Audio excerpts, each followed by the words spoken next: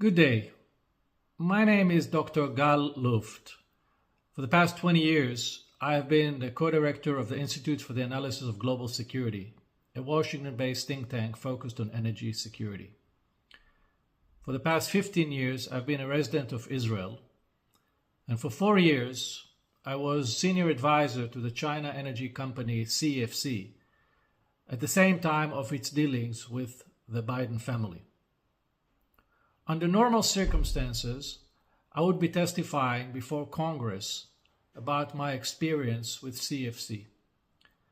Sadly, due to circumstances I shall describe here in this video, I am forced to tell you this story via video. My ordeal goes back to a fatal decision I made in March of 2019 to share with the US government my knowledge about the Biden family's relations with CEFC. As I said, it was in March of 2019 in a two-day session at the US Embassy in Brussels. I insisted that the meeting take place in March because at the time there were rumors that Joe Biden was planning to run for president. I saw it as my civic duty to alert the government beforehand and give it enough time to probe the issue. I want to be clear. I'm not a Republican. I'm not a Democrat. I have no political motive or agenda. I did it out of deep concern that if the Bidens were to come to power, the country would be facing the same traumatic Russia collusion scandal, only this time with China. Sadly, because of the DOJ's cover-up, this is exactly what happened. The DOJ sent to Brussels a delegation of 6 people, 2 prosecutors from the Southern District of New York, by the names of Daniel Reichenthal and Catherine Ghosh, and 4 FBI agents. One of them was Special Agent Joshua Wilson from the Baltimore field office, which also happens to cover the state of Delaware. Now you want to ask yourself, why did the government dispatch to Europe so many people? Why 6? Why not 2? The answer is that they knew very well that I'm a credible witness and that I have insider knowledge about the group and the individuals that enriched the Biden family. Over an intensive two-day meeting, I shared my information about the Biden family's financial transactions with CEFC, including specific dollar figures. I also provided the name of Rob Walker, who later became known as Hunter Biden's bagman. Yet, as we now know today from the whistleblower testimony, Gary Shapley, it took the DOJ a whole 21 months to probe the issue and to actually talk to Walker. But perhaps the most alarming information I revealed was of a mole within the DOJ who shared classified information with Hunter Biden and his Chinese partners. I told the DOJ that Hunter was closely associated with a very senior retired FBI official who had distinct physical characteristics. He had one eye. One of the FBI agents at the time even told me, that would be very easy for us to find. There aren't that many one-eyed people in the Bureau.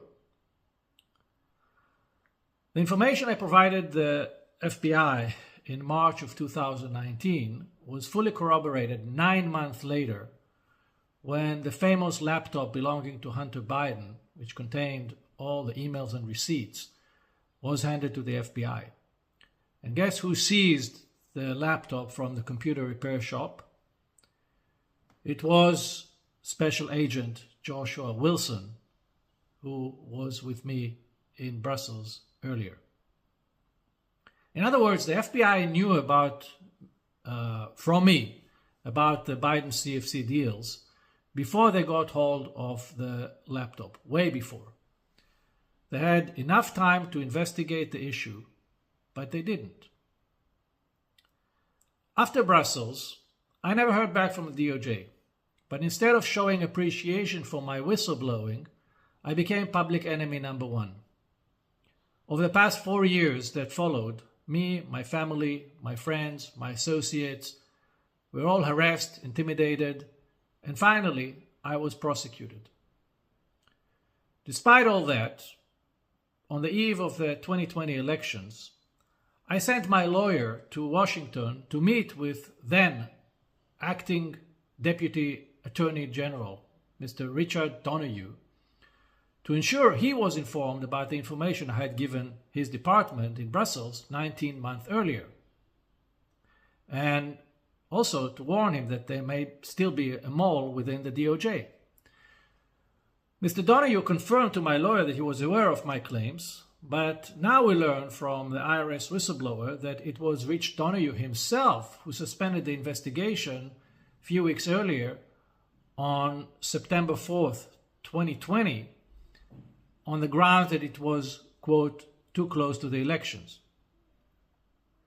Finally, in February this year, I was arrested in Cyprus on an extradition request from the Southern District of New York, the very same office that met with me in Brussels. The 7-count indictment said I violated the Arms Export Control Act, and if I convicted, I would face up to 100 years in prison. While I was detained in Cyprus, I was portrayed in the international media as an arms dealer, even though I never traded a bullet in my entire life. In fact, nowhere in my indictment the DOJ claimed or presented evidence that I bought, sold, shipped, or financed any weapons. I was also charged with acting as an unregistered agent of CEFC, which is a FARA violation. The DOJ says that I caused a payment of $6,000 a month to former CIA Director James Woolsey in order to put his name on an article I had ghostwritten for the China Daily newspaper. Nowhere in the indictment, the DOJ mentioned the well-known fact that Mr. Woolsey had been an advisor to my think tank since 2002. And that there was nothing in the article that represented Chinese interest. To the contrary. The notion that I, Gal Luft, spoon-fed a CIA director with policy proposals on China, treating him like a useful idiot, is not only an insult to the intelligence community, it is an insult to the intelligence of every American. The US government claims that I acted on behalf of CEFC and therefore I'm a foreign agent. But let me tell you a little secret. The same CEFC that the US government claims was associated with the Chinese intelligence and, quote, an international criminal organization, was a 501c3 charitable organization registered in the state of Virginia and approved by the IRS. The same organization was also a major donor to the Clinton Foundation and Columbia University. Needless to say that none of their executives were charged for any wrongdoing. If CEFC was indeed a foreign entity tied so closely to the PRC, why was it allowed to operate freely as a public charity? Why did the government expose taxpayers to the risk of funding an entity it knew at the time was so compromised? Why did they not warn anybody? Isn't the role of government to protect its people? I'm also being charged for making a false statement in Brussels. But why was I in Brussels to begin with? Was I there to eat Belgian waffles? The DOJ charged me for making a statement in a voluntary meeting that would have never come to bear if not for my good citizenship. So let me propose an idea. Why won't the DOJ make my indictment public? Do it.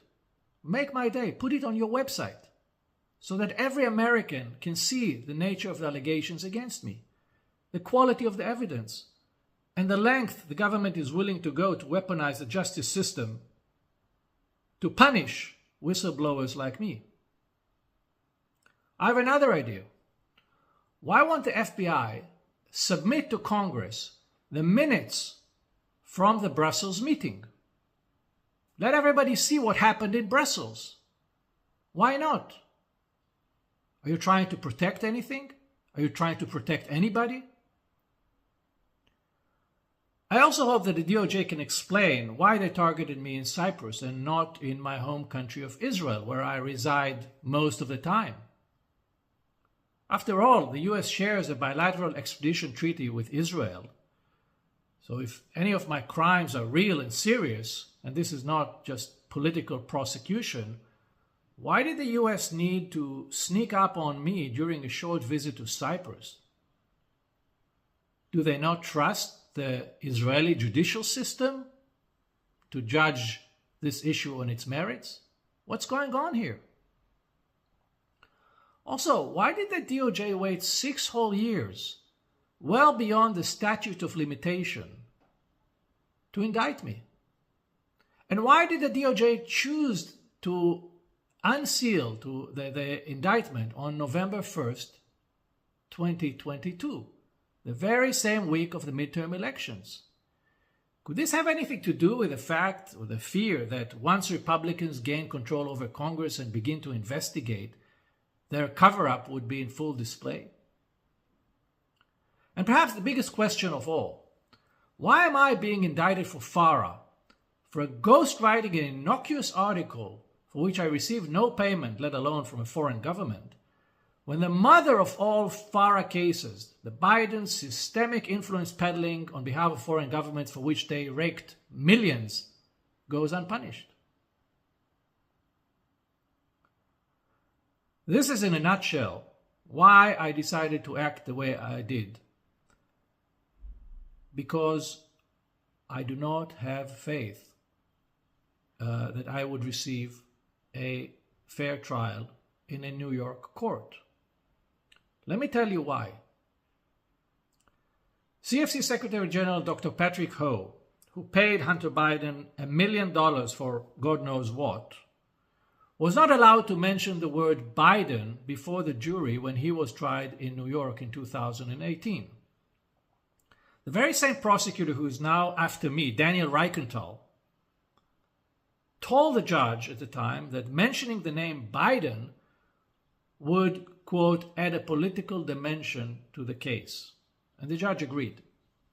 Which means that if I'm ever brought before a US court, I would not be allowed to utter the word Brussels or Biden. And the real context of my arrest, me being patient zero of the Biden family investigation, would be hidden from the jury. Let it sink in. I, who volunteered to inform the US government about potential security breach and about compromising information about a man vying to be the next president, am now being hunted by the very same people whom I informed and may have to live on the run for the rest of my life. I warned the government about potential risk to the integrity of the 2020 elections. If convicted by a US court, would never be able to vote again in the US elections. Just think about it and ask yourself, who is the real criminal in this story? Thank you for listening.